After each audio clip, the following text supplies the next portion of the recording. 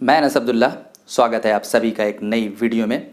आज की इस वीडियो में मैं बात करूंगा एक ऐसे विषय एवं व्यक्तित्व पर जिनका आदर सम्मान हिंदू, मुस्लिम, यहूदी, ईसाई सभी करते हैं, जो सभी के लिए आदरणीय एवं अनुकरणीय हैं।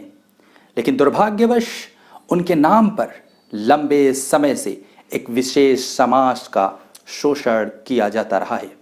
वो समाज उनका विरोध करता है।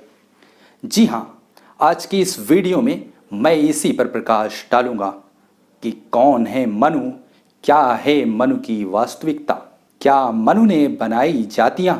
तो आइए इन सभी पहलुओं पर संक्षिप्त में प्रकाश डालते हैं। तो आइए सबसे पहले ये समझते हैं कि क्या है मनु की वास्तविकता, कौन है मनु। सर्वप्रथम इसे समझ लें कि मनु कोई नाम नहीं, ये एक उपाधि है, ये एक टाइटल है। सनातन परंपरा में 14 मनु हुए। जो आदि पुरुष थे उन्हें भी मनु कहा जाता है। उनका नाम था स्वयंभू मनु। इसी क्रम में 14 मनु हुए। सनातन शास्त्रों के अनुसार मानवता का आरंभ एक स्त्री पुरुष से हुआ, स्वयंभू मनु और शत्रुपा से। तो माता पिता बच्चों के बीच भेद नहीं करते। उनके लिए उनका बच्चा कोई जन्म से ऊंचा या नीचा नहीं होता। इस आधार पर यह बात बिल्कुल स्पष्ट हो जाती है कि जो आदि पुरुष मनु थे उन्होंने तो जातियां नहीं बनाई। दूसरी सबसे महत्वपूर्ण बात, सनातन शास्त्रों एवं सनातन परंपरा के अनुसार ही इस धरती पर एक ऐसा समय आया था जब ये पूरी धरती जलमग्न हो गई थी, यानी जल प्रलय आई थी। ये जल प्रलय जिस काल में आई थी उस काल में एक मनु थे, उनका नाम था महाजल प्लावन वाले मनु। ये घटना इतनी प्रसिद्ध है कि इस पर पूरा एक पुराण है, मत्स्य पुराण। अन्य पुराणों में भी इसका वर्णन मिलता है। मत्स्य पुराण का चैप्टर 1 और चैप्टर 2 आप विशेषकर देख सकते हैं। बात यहीं पर समाप्त नहीं होती।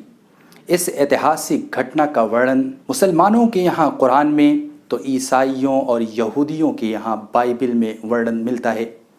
बाइबिल में नोहा के नाम से यूनिवर्सल फ्लड का बुक ऑफ जेनेसिस में वर्णन मिलता है।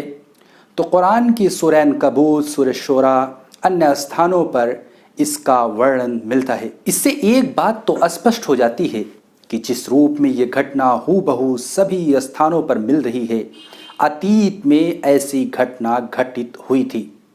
लेकिन यहाँ आपके अंदर एक प्रश्न उठ रहा होगा कि बाइबिल और कुरान में जिसे नूह कहा जा रहा है, सनातन शास्त्रों में तो मनु का नाम आ रहा है। इसे मैंने पहले ही स्पष्ट कर दिया था कि मनु कोई नाम नहीं बल्कि ये एक उपाधि है। उनका वास्तविक नाम भविष्य पुराण के प्रतिसर्ग पर्व में आता है न्यूह। संस्कृत में न्यूह शब्द आ रहा है और उसका अनुवाद हिंदी में जो किया गया है वो है नूह।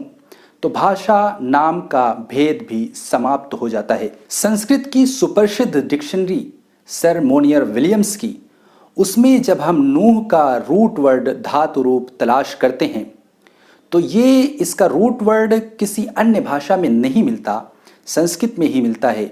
सर मोनियर विलियम्स की डिक्शनरी में नूह का अर्थ शिप दिया गया है, नूह अर्थात नाव वाले।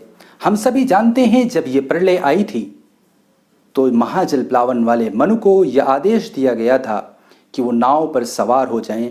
तो वो अपने साथियों के साथ नाव पर सवार हुए थे। अब आते हैं असल विषय की ओर।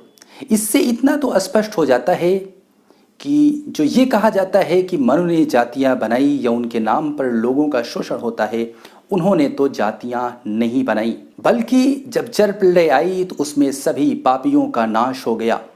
सनातन शास्त्रों से हमें पता भी चलता है कि जल प्रलय के बाद बचा कौन।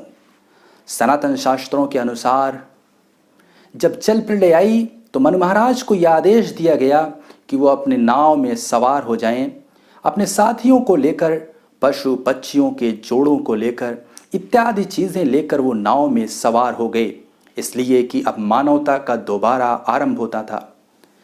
एक मिनट के लिए अगर ये मान लिया जाए कि इस धरती पर कभी जातियां बनाई भी गई थीं तो उन सारी जातियों का उस जल प्रलय में नाश हो गया।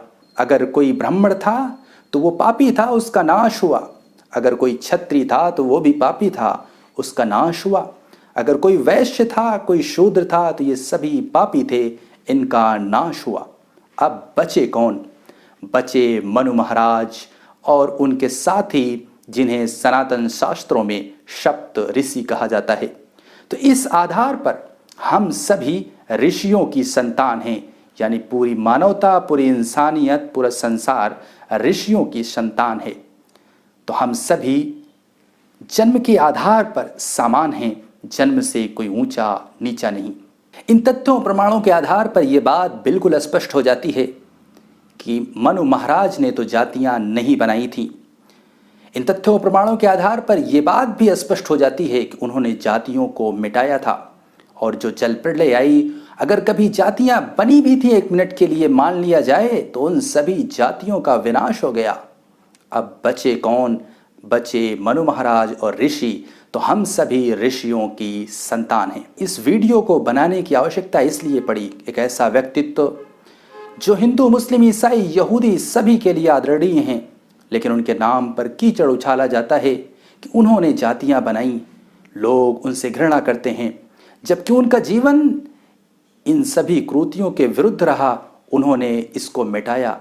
अंततः जल प्रलय में सभी इस तरह की कृतियों का, जातियों का, पापों का नाश हो गया। इस वीडियो के माध्यम से उन लोगों के शंका का समाधान करने की कोशिश है जो मनु महाराज से घृणा करते हैं, और उन लोगों के लिए आईना है जिन्होंने उनके नाम पर ये कृति फैलाई। मुझे आशा ही नहीं, पूर्ण विश्वास है कि ये वीडियो समाज में समानता, शांति, एकता, स्वतंत्रता, मानवता, सभ्यता स्थापित करने में सहायक सिद्ध होगी। ये वीडियो अधूरी अगर इसके रिसर्च स्कॉलर का नाम ना लिया जाए। यहाँ पर मैंने चीज़ें बहुत ही संक्षिप्त में रखा है। इस पर बहुत ही ज़बरदस्त रिसर्च है। हिंदुस्तान के इस्लामी जगत के सुप्रसिद्ध विद्वान अल्लामा सैयद अब्दुल्ला तारिक साहब की, उनकी बहुत से वीडियोस का लिंक मैंने डिस्क्रिप्शन में दिया है। आप विस्तार से इस विषय को समझने के लिए उसे देख सकते हैं। फिलहाल मुझे दीजिए अनुमति, मिलेंगे नेक्स्ट वीडियो में। तब तक के लिए धन्यवाद।